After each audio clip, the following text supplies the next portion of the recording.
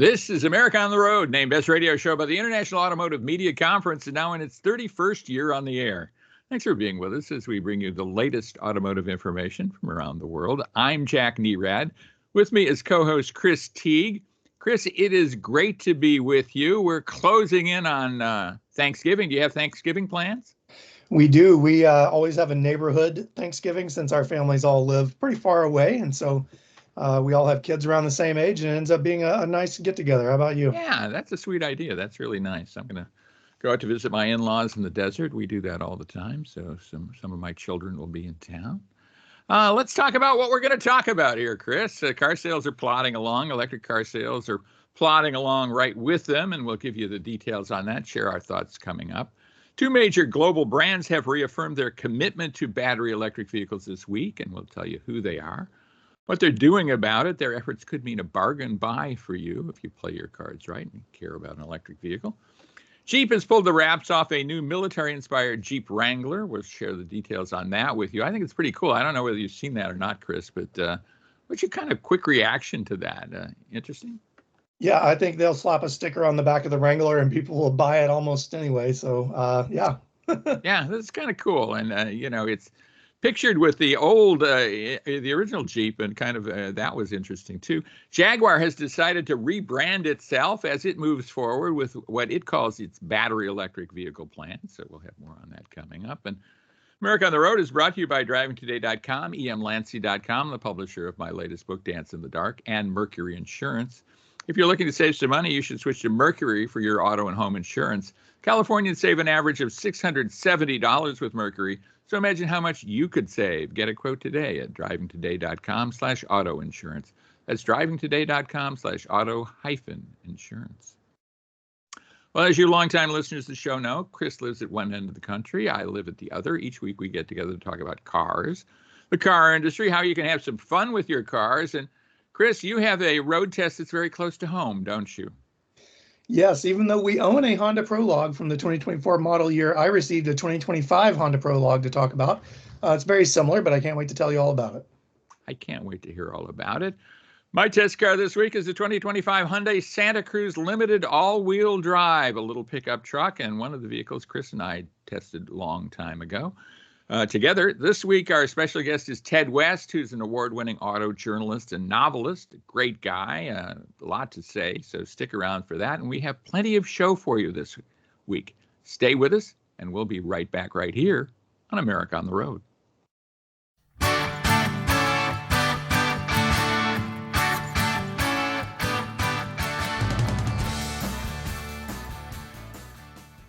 Welcome back to America on the Road with Chris Teague. Jack Nerad back with you for news, and a lot of news going on in the industry. Number one, though, and it isn't news to us, but we love having you with us. So thanks so much for being with us. We do appreciate it. And again, a lot going on in the auto industry, as always, to talk about. And battery electric vehicles are, of course, very, very newsworthy. We're tracking those sales, and we talk about them frequently. Chris now driving a battery electric vehicle in his household. And I guess you could, it depends on how you look at it, Chris, half full or half empty, how you would describe battery electric sales in the most recent month of September, when sales are in. They're up about 1.3%. And the overall vehicle market was only up 0.7%. So kind of doubling the growth of the regular market out there, the market as a whole out there. What's your take on that? Yeah, I think as a whole, it's easy to start going down the slippery slope of, EVs are doomed, or EVs are garbage, or whatever you want to say about them. But I mean, the reality is that sales are growing. They're just not growing as quickly as I think a lot of us had expected, given the amount of incentives and the hype around them. But they're still growing. I think maybe we need to recalibrate our expectations around them, as we have talked about many times with autonomous vehicles and other types of vehicles. So I don't know. I think they have a place. I enjoy them. I think they're great for a lot of people. But yeah, we just need to recalibrate our expectations, I think. Yeah, I agree with that. Absolutely. The market growth of EVs in general has slowed a bit. Tesla and Rivian are experiencing very sharp declines. And I think what they're seeing is competition from the legacy manufacturers, the traditional manufacturers. Tesla was down 10% in registrations, so its market share dropped under 50% among EVs, maybe for the first time, but certainly for the first time in a long time.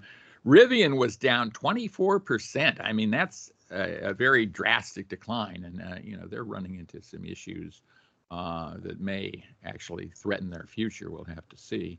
That doesn't mean electric vehicles are doomed. It might mean that some of these startups are having a difficult time and might not survive. Maybe they will, maybe they won't. One of the reasons cited for the kind of lackluster EV sales is people buying hybrids. Toyota and Honda are putting out a lot of hybrids, so that seems to be maybe a better choice for a lot of people. They're not buying plug-in hybrids so much as they are buying hybrids. And then there are new vehicles, new electric vehicles like the Tesla Cybertruck. Boy, I'm seeing those everywhere. And the Chevrolet Equinox EV, which I'm not seeing anywhere, but is a pretty cool vehicle. They are selling pretty well. They're selling strongly. So, new kind of works. And I'm wondering how long Tesla could keep selling kind of the same old stuff and have people be excited about it. Thoughts? Yeah, I mean, the progress from legacy automakers has been not surprising, but I'd say staggering, really. I mean, when you consider how many billions of dollars they've put into it, maybe not so staggering. But I think the market's going to continue to evolve a little bit. You mentioned people aren't buying plug-in hybrids. I've recently become of the mind that I think extended range EVs might be an option for people. Like the new Ram pickup truck that's coming out, and the Scouts that we saw a few weeks ago. So I think it'll be interesting to see where we are in 2-3 years time. Yeah, it will be fascinating, and hopefully we'll be around to report on that. I don't see why we wouldn't, having been around 31 years now. Well, we alluded to two major brands that are reaffirming their commitment to EVs, and those brands are Kia and Ford Motor Company, and they're approaching it actually in a little bit different ways. Kia reaffirmed its goal to sell 1.6 million EVs annually by 2030. Wow, that's a tall order. That's a very tall order. Of course, that is globally, but there are threats to not just the U.S. market, but China is an incredibly competitive market where Kia is facing all those low-priced Chinese-built, domestically built their vehicles, and then Europe also facing Chinese competition in Europe. So I think that's a difficult row to hoe. What do you think their prospects are? Yeah, it's really easy to become, or at least as an American, it's really easy to become so centered on our own market that you forget that these automakers are working on a global scale. I mean, I think China, look, it's a huge threat. Legacy automakers, Tesla, anybody else in this space is got to be very worried about this. For Ford and Kia to reaffirm this at this point in time, after having both backed off a little bit and said, maybe we'll make more hybrids in the meantime. I mean, I guess, we talked about the investment numbers earlier. I guess they can't really call that money back at some of it at this point. So they view it as sunk cost. Right. Well, Ford is launching what I would call a full court press to try and get some EV sales by the end of the year. And they're pulling out all the stops. They are offering up to $10,500 in lease savings on the Mustang Mach-E and the F-150 Lightning models. I mean, that's a ton of dough. That's a big ton of dough. 0% financing on top of that. $5,000 in bonus cash. Wow. And free home EV chargers. I mean, that's a pretty darn compelling offer there if you are interested. And I'm wondering who is interested, because I don't know about the Mustang Mach-E. I kind of look at as being a bit old tech. Yeah, but on the other hand, you're kind of leasing it for 3 years. So do you care? I'm curious what your thoughts on that. Yeah, you're going to get a laugh out of this. I actually looked at a Mustang Mach-E GT the other day to trade the GR Corolla for, because the incentives are so strong. Look, the Mach-E itself, what's that? Oh, I have for the GR Corolla, not for the Prologue. Yeah. Well, the Mustang Mach-E lost eligibility for federal tax credits at the beginning of this year, and several of the F-150 Lightning trims are too expensive to qualify for the tax credit. So I can see how Ford wants to kind of boost them out the door before the end of the 24 model year. But the deals are strong. Yeah, they're very compelling.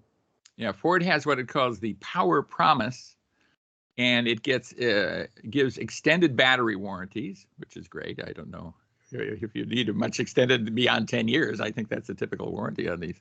Round-the-clock support. I don't know that they'll come out to your vehicle with a can of electricity, but that. And so, I mean, they're doing all they can to make EV ownership accessible. We'll have to just see how that plays in the marketplace. Yeah. Well, this military-inspired Jeep that we have talked about is the 2025 Jeep Wrangler 4xe Willys 41 Special Edition. Of course, Stellantis and Jeep, very well known for special editions. They love the special edition thing. This celebrates, they say, the legacy of the original 1941 Willys military vehicle, the Jeep, the military Jeep we've all seen in every World War II movie we've ever seen, those kind of things. And I think it's kind of cool, actually. I mean, it is kind of back to the future in that it has this plug-in hybrid powertrain, but it has an olive drab exterior, so that's cool. It has decals on it that make it look military, tan interior accents. And I think the wheels are very cool. The 33-inch all-terrain tires on these wheels, on these painted wheels, look very much like the military Jeep of old. I'm sure my dad drove one in World War II. He was a truck driver in World War II. They have, good stuff too, a rear locking differential, steel bumpers. There are various roof styles, including a tan soft top. So from a looks point of view, I think it's a fairly neat deal. Maybe just I don't know. You tell me. Yeah, I like to poo-poo the Ranger because it's so uncomfortable to drive on the highway and almost every other point on the road. But, I like the fact that it's one of, two vehicles that you can draw directly the lineage back to their military time. The other one being the Mercedes G-Class, I think is probably one of the only other ones. Mm-hmm. And the Willys is that leaning into that heritage. So I appreciate it. The newer Wranglers have more comfort features and are better than they were before. So more power to them. I think they'll sell everyone. Well, speaking of power, it has a plug-in hybrid power system, 49 mpge, which isn't all that great in terms of mpge, but it is, fairly fuel efficient. Of course, you have 21 miles of all-electric range. I'd love a little more range than that too, but there you go. Hopefully, it's not catching fire. Some of these have had some issues with that. Some of their 4xe vehicles. MSRP is about $60,000, $59,930. You can order them now. So if you want to step up, you certainly can do so. Let's talk about Jaguar. It's rebranding itself. It's done. It's gone to I think when you rebrand yourself, you're admitting that we need to start over. And I think Jaguar is about doing that. I mean, they're saying this is a kind of a hard reset that they're doing, charging full ahead into EVs, which I think is probably a better bet in the luxury segments than it is in the popularly priced segments, the mass market segments. But what do you think about Jaguar's prospects going forward? Well, I hope they pull it out, but I think that this rebranding, at least from my eyes, and I think a lot of others that I've been seeing on the Chatterbox today, doesn't fit with this new ultra high-end electric strategy that they've come up with. In fact, it looks more like a personal care brand logo, with the font and the colors. But I really hope they get it together and pull it out. I like Jaguar, and I'm rooting for them, but we've seen bigger, more well-established companies have harder times than that. So I think they're going to have a rough road ahead. Yeah, there's so many brands to deal with here. Well, when we come back, we will be road testing some pretty cool vehicles, including the Honda Prologue and the Hyundai Santa Cruz Limited. So stay with us for that, and we'll be right back right here on America on the Road.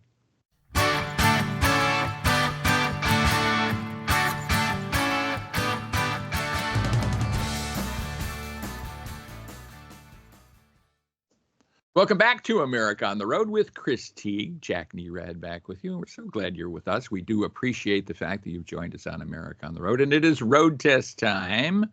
And Chris, you are road testing a vehicle that you have road tested for the last several months. And now you have a different edition to talk about. So tell us about it. I do. It's a little bit of a different color and interior configuration, but overall it's very similar to ours. This is the 2025 Honda Prologue. Jack, as we talked about before, this vehicle, it was produced in conjunction with General Motors. So even though we're calling this a Honda, it was built by a General Motors factory in Mexico, and it shares a bunch of its underlying engineering with the Chevrolet Equinox EV, Ultium technology, and that sort of stuff. So a little bit of a hybrid attitude going on here, and I'll get a little bit more into that too. But Jack, and I asked you this with the ZDX, have you driven the Prologue, and what do you think about it if you have? I have driven it. I think I drove it at North American Car of the Year testing in Ann Arbor about a month or so ago. I was impressed with it. I mean, it's one of those vehicles that it doesn't jump out at you from an excitement point of view. I mean, its styling isn't so exciting inside and out. It's one of those. It strikes me as perfectly functional, but not necessarily getting my heart started. Yeah, Is that fair? it's funny you say that. When people ask me what I think of it, I say it's fine. It's perfectly fine. Right. It does what we ask of it. But in any case, this vehicle starts in the mid $40,000 range. The top Elite trim, which is what I own and what I tested, is up in the $60,000 range. With the base model, you get an 85 kilowatt hour battery, single motor, 212 horsepower, 236 pound-feet of torque. This model has all-wheel drive, so you get the same 85 kilowatt hour battery, but you get two electric motors, 288 horsepower, 333 pound-feet of torque, and as I mentioned, all-wheel drive. So if you're listening to this, 288 horsepower doesn't sound like a lot, and it doesn't feel like a lot when you're driving this vehicle either. You do benefit. 333 pound-feet of torque is nice, and you get all that off the line with the electric powertrain. So it does feel quicker than it probably is in operation, but I would still say your 0 to 60 times are not going to be super impressive by any stretch of the imagination. You get 296 miles of range with the two-wheel drive models. The all-wheel drive drops to 281, and then the Elite, which is what I mentioned I tested, goes down further to 273 miles of range. And having owned this vehicle for 6 months now or so, I can tell you that those numbers are pretty accurate. We get around 270, 265, something like that on a single charge. Honda says you can DC fast charge from 20 to 80% in 35 minutes. So if you did need to stop at a public charger, you have plenty of, you can get a good charge in just a little bit of time. But the level 2 charging at home is just fine. We plug it in at night, wake up in the morning, and we're at 85% and ready to go. The base models get cloth upholstery inside, Jack. I should point out that this is a 5-seat SUV, so it's a 2-row, not a 3-row model. You get leather upholstery in the higher trims, which is what my Elite model had. Heated and ventilated front seats. You get a heated steering wheel. And Jack, this vehicle is plenty spacious inside. You don't have the transmission tunnel running through the middle of the floor. The front seats are spacious. They're wide. They're nicely supportive. They're not as padded as I would expect from something made by General Motors. You kind of get the old person feel in some of the seats, and I was hoping for that here, but no dice, but there is plenty of room. And then children in the back seat have no trouble with the bench. We fit 2 full-size car seats back there and booster seat with no problem. So again, I think, you have plenty of space inside. Jack, what do you think of the visual appeal of the Prologue interior? I think it's just fine. I mean, the way you describe the vehicle, there's nothing wrong with it. There's nothing particularly memorable about it.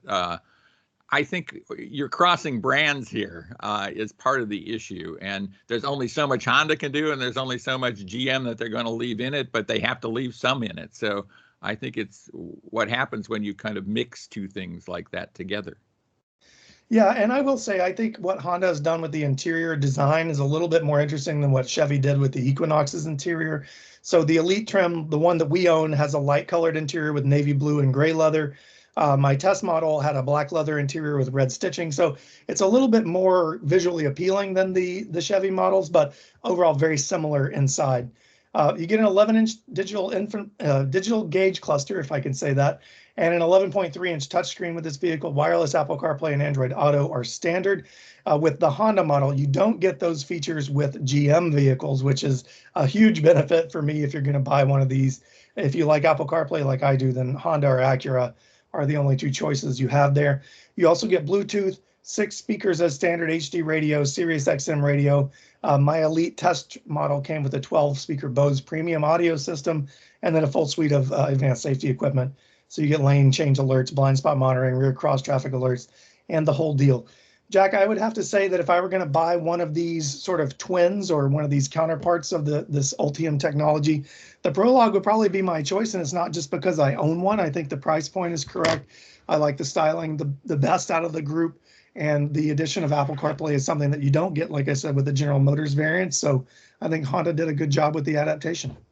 Yeah, makes sense. Makes sense. And I think Honda's eager to get them out the door too. So there's nothing wrong with that, and that gives you maybe some leverage when you're making your deal with the dealer, and all to the good.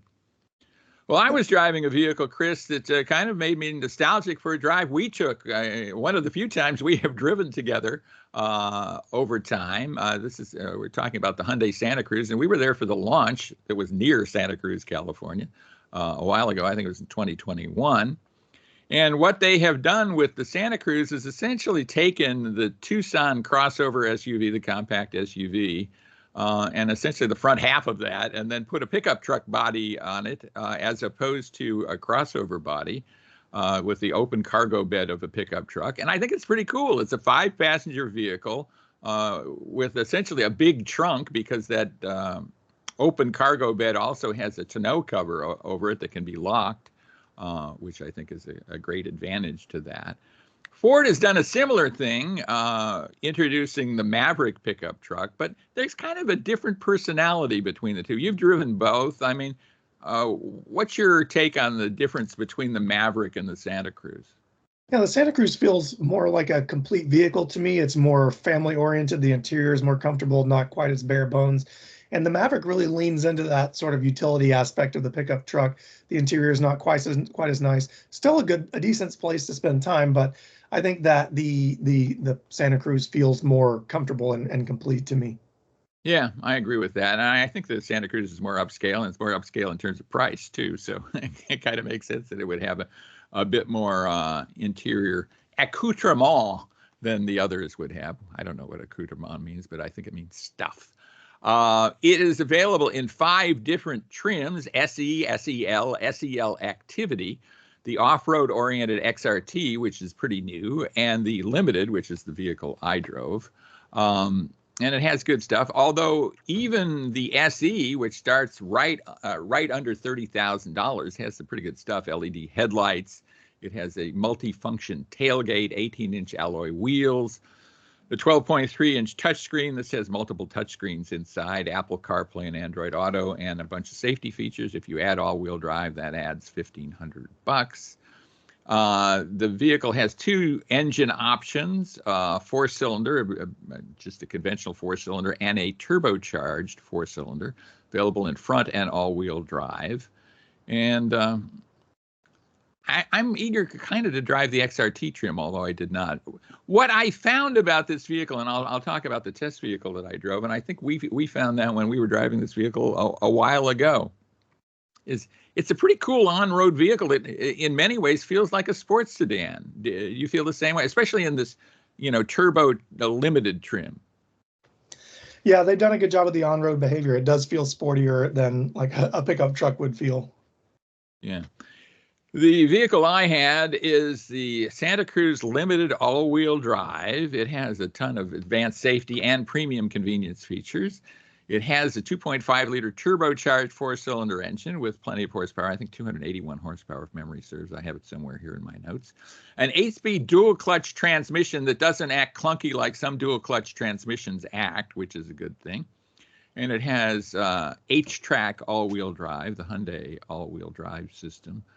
Not a heavy off-roader by any stretch of the imagination, but on-road and in bad weather, I think it's a very, very nice vehicle. My test vehicle was in this Hampton gray color, which is a pretty cool looking color, 20-inch alloy wheels, LED lighting, including the headlights, the daytime running lights, which have been changed for the 2025 model year. They changed the Tucson, so they essentially changed the Santa Cruz at the same time. Safety is a priority in this vehicle. It has a lot of advanced technologies. It has a forward collision avoidance system, lane keeping assist, blind spot, collision warning, surround view monitor. In this upscale, and my test vehicle was $42,500. So with a as tested price with the destination charge of close to $45,000. So that's a lot for a compact utility vehicle, but has a lot of convenience features. It's really fully equipped, kind of like a luxury vehicle, I think. Keyless push button start, power sliding rear glass, the digital instrument cluster. So it has two 12.3-inch digital displays side by side. Pretty cool. Power driver seat with memory settings. The front seats are leather trimmed, heated and ventilated. In a lot of ways, Chris, I think you could put a luxury brand on this vehicle in this particular trim, and it wouldn't be out of place. Yeah, I wouldn't be unhappy to see a Genesis version of this vehicle. I think that it does feel quite upscale, and that's true for Hyundai's SUVs and sedans as well. You know, I think they do a really good job with packaging and value, and this is no exception. Yeah. So a lot of good stuff. Infotainment system has wireless Apple CarPlay and Android Auto, as we alluded to recently.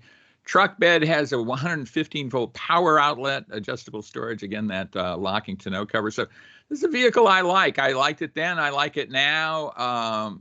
In some ways, it's a toy truck, but you have that open bed when you want it, and it locks up, and that's good. So that stuff's out of sight. I think there's a lot to like about this particular vehicle. So two vehicles worthy of consideration here, the Honda Prologue and the Hyundai Santa Cruz. So look for those. And when we come back, we will be interviewing Ted West, auto journalist and all-around good guy who has a new novel to talk about. So stay with us for that, and we'll be right back right here on America on the Road.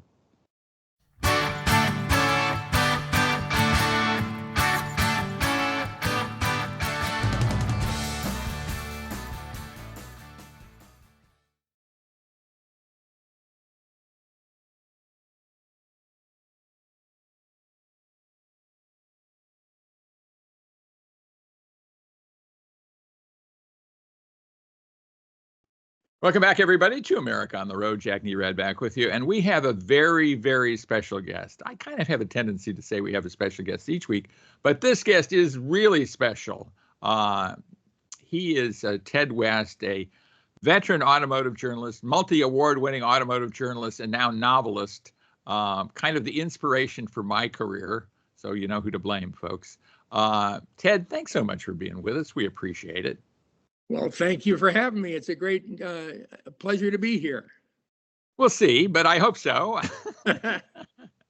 It's so great to talk to you, Ted. And you and I have known each other now for quite some time. I think I've told a story on the show about you kind of inspiring my career and being one of the auto journalists that I really followed as just a young boy. You were an adult and I was a young boy. Okay, well, not that different in age, but I'm still not an adult. Yeah, but talk a bit about automotive journalism. And automotive journalism, I think, when you got into it, because getting into it was kind of an interesting story, I think. Sure. Well, I was very, very lucky. I went to University of California at Santa Barbara because you could go in the water every day. We surfed all the time, and I was also crazy about cars at the time. And my senior year at UC Santa Barbara, I got an idea for a satiric story to send to the editor at Road and Track. And he said, "Okay, kid, give it a shot. Let's see." And I wrote it, and he loved it. And it was published before I'd even graduated from UC Santa Barbara. And they published a second one before I had graduated. So I got in very, very lucky and very, very early. I think, if I'm not wrong, Ted, I think that first story was about a 1948 Chrysler Windsor sedan. Is that correct? Indeed, a car of great, great dignity, but it was more just great. It was huge. Right. And I read that story as, I guess, a 12-year-old or something like that. And I thought, boy, this is funny. This is great stuff. I like this. And I became, even more of a fan of the car magazines, and certainly a fan of Ted West. And I started to follow your byline from that point on. Well, I led you down the wrong path, son. Well, what was really nice about it is the editor of Road and Track at the time, a guy named James T. Crow, Jim Crow, was a wonderful guy. And when I graduated from college, I let him know, listen, I'm out in the world and I want to write about cars. And he said, well, I'm sorry, I don't have anything at my magazine. Let me see what I can do. 2 months later, he called me up and he said he had found me a job at a competing magazine, which they never do, but he did. He found me a job at Sports Car Graphic magazine. and I was feature editor there. I was there for 2 years before Jim Crow finally got me doing stuff for Road and Track. So people ask, how do you get into this business? You just better be lucky as hell. Yeah, well, and it worked out that way for me, and I kind of followed in your footsteps there because my first consumer magazine was Sports Car Graphic, where I was feature editor for Sports Car Graphic, and one of the other incarnations of Sports Car Graphic, the magazine that refused to live. Absolutely. Yeah. But you got, from that point on, I think you got a fascinating assignment as a fairly young guy to go over to Europe and follow some, really important and spectacular racing. Tell me how that all developed. To this day, it's the most mind-blowing assignment I've ever had. It was, again, James T. Crow. It was the first assignment he gave me after Sports Car Graphic. He sent me to Europe in 1970, of all things, to cover the Ferrari 512s versus the Porsche 917s, the first season where they went after each other. And I was to go to all the European races. It amounted to 6 or 7 different tracks, everything you could imagine: Le Mans, Nürburgring, Spa, Brands Hatch. It was paradise. And all the drivers were these gods, these heroes that I could barely stand in the same parking lot with. They were so grand. But eventually I began to get to know them because I was only 27, about the same age as most of them. And one by one, I gradually got to know them. It was just an amazing experience. And I did a story on each one of the races for Road and Track. Right. A lot of us follow international racing these days. Formula One is, getting perhaps more popular than ever, and we're seeing a lot of that on TV. Yeah. But in those days, it was a whole different thing from a lot of points of view. And one of the important points of view, I guess, was the danger. So talk about that. And then I also want to talk about how immediate or not immediate the coverage of those races was. Well, yeah, in those days, the way you found out about racing in Europe was you waited for the monthly magazine to come out. It would take 2 months for it to come out, so you wouldn't find out for 2 months what happened 2 months ago. But those days were incredibly dangerous. They were the most dangerous time of racing in the history of auto racing. My dear friend Brian Redmond talks about how when he was on the starting grid of a Grand Prix in 1968, by 1973, only 8 of those drivers were still alive. Driver after driver got into a crash. They most often, the cars burst into flames, and many of the people were burned. It was just a terrible, terrible time. And it was exciting, but exciting in a way that people in the modern time can't imagine in auto racing. But in the same time, it was absolutely riveting, because I would talk to one of these guys before a race, or I'd say hi to him while he was on the starting grid before the beginning of the race. And it would run through my mind, through the back of my mind, well, in 2 hours, one of these guys might not be here. And that was a real possibility. It was very dramatic, and it made the meaning of the races, the courage of the guys to do that, knowing what the risk was, made it just bigger than life. It was an amazing experience. In a way, they were a lot like fighter pilots in World War II, right? I mean, they go out on a mission, and some of them might not come home at the end of the day, right? Exactly. In fact, Dan Gurney, that was one of his favorite images when he was driving a Formula One car. He said, we had a wonderful lunchtime conversation in the cafeteria at Indy one time, and he just said, well, what I always thought when I was in my Formula One car and there was a guy up ahead of me, I just thought I was a fighter plane. I was trying to shoot that son of a bitch down. That was his image. But it was also that sort of life and death, God, this is serious kind of mind space. It was very, very serious. And yet they did it because they were not going to do anything, but they would do anything to get in another car. It was their whole profession, their whole life. Well, you took this experience, and it must have been a kind of a mind-searing experience that has stayed with you forever and ever. And then you turned it into a novel, motorsports fiction, a terrific book, Closing Speed, the best racing book I've ever read. It's just terrific. Using those experiences, how did that develop? I mean, when did you decide to write about this, and why did you decide to fictionalize it? Well, that was 1970, and I continued covering racing all through the 70s and the 80s, and it kept sticking in my mind what an amazing series that was in 1970. And the Porsche 917 Longtails at the Mulsanne Straight at Le Mans were going 248 miles an hour in 1970, faster than anybody had gone for another 25 or 30 years. In fact, they don't go that fast even now. And it just kept searing my mind with how unforgettable that year had been. And so after 15 or 20 years, I just thought, wow, wait a minute, I've got to write about that. That is the most exciting racing that has ever been since World War II. And I decided to write a novel. Yeah, and it's a terrific novel. And I think it would be interesting even for people who, and maybe equally for people who are not involved in racing at all. I mean, the human drama is there.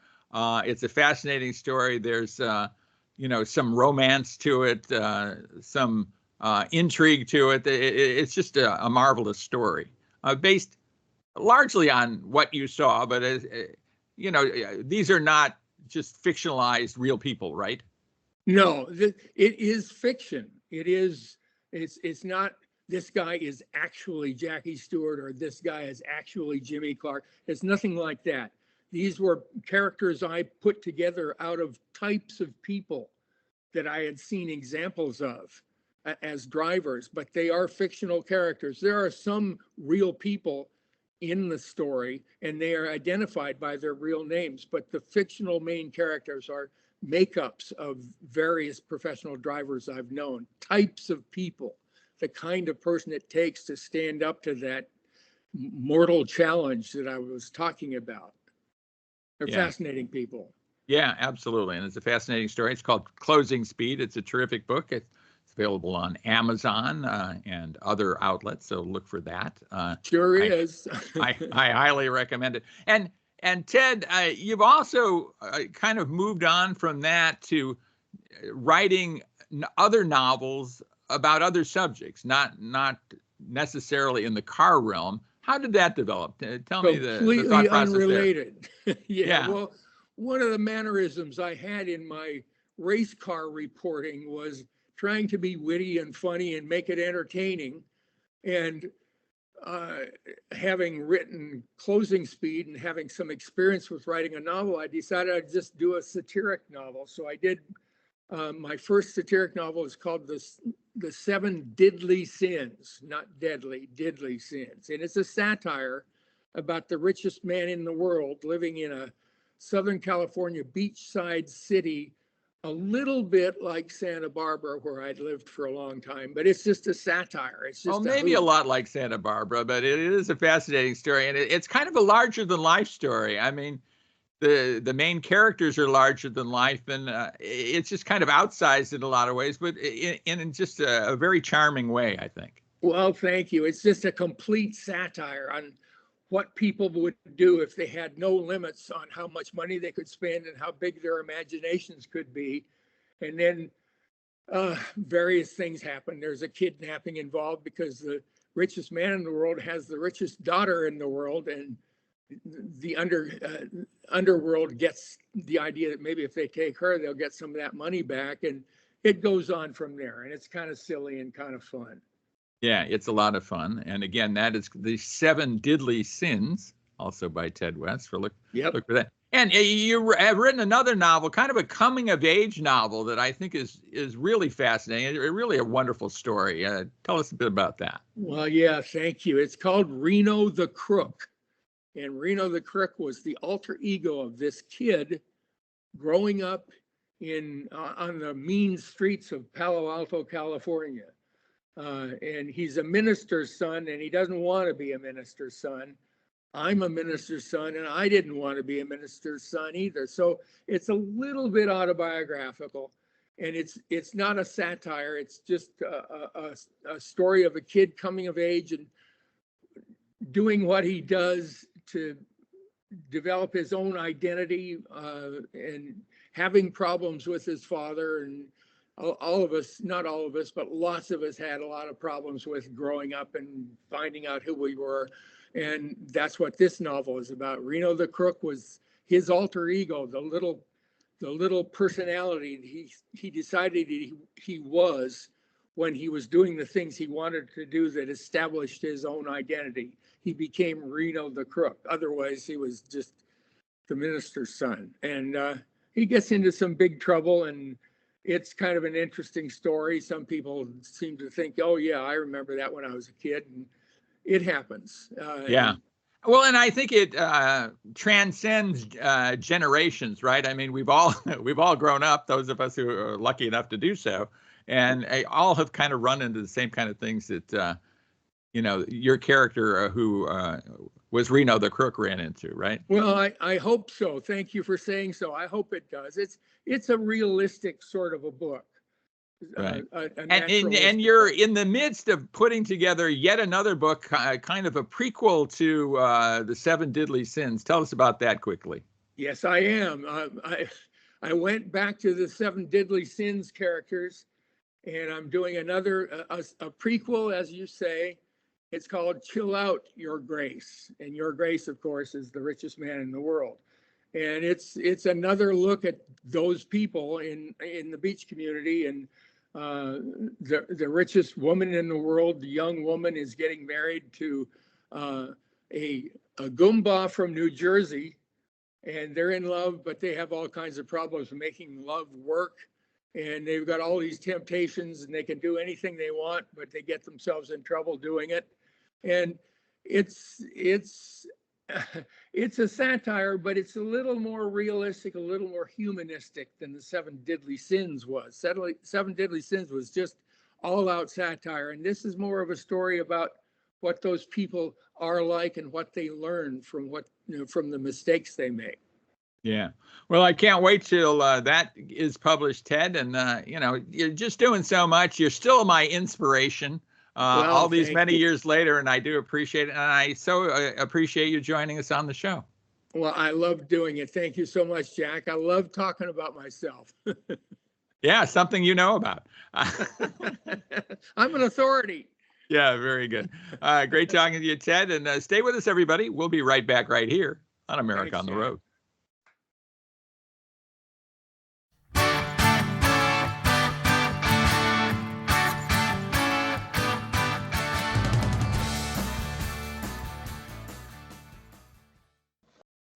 Welcome back to America on the Road with Chris Teague, Jack Nerad back with you. And it is the time we answer listener questions. And we love doing that. We love helping people out with our vast stores of automotive knowledge gained over the decades.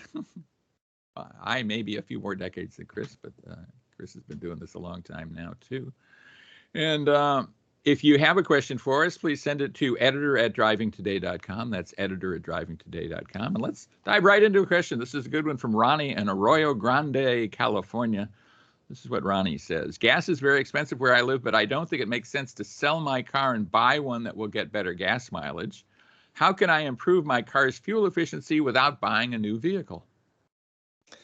Well, there are a lot of things you can do, Jack. I think, a lot of people think about buying a new car, but one of the most important things you can do is to keep up with your routine maintenance on your vehicle and make sure that you keep up with oil changes, tire rotations, all those things, fluids, flushes, because your vehicle left the factory with a certain MPG rating, and in order to maintain that, you need to take care of the vehicle. The other thing I'll say is maintaining your tires, taking care of your tires, making sure they're properly inflated is a really great way to maintain or improve your fuel economy. Underinflated tires they create more friction, which slows your vehicle down and makes it work harder to pull along. And overinflated tires do similar things. And then the last thing I'll say, Jack, is to make sure that you're monitoring your driving behavior. We all like to hit the gas when you leave the red light or a stop sign, but more gentle, consistent driving behavior will put less strain on your drivetrain and give you better fuel economy. Very good tips. I mean, a lot of people, I think studies have shown, most people are driving around with at least one underinflated tire, and that's ruining their gas mileage. So that's something to take a look at. That essentially wraps up our show for this week. Before we go, I'd like to mention my newest book, Dance in the Dark, a crime thriller inspired by true crime, which is available on Amazon in both ebook and paperback form. A wonderful Christmas gift coming up.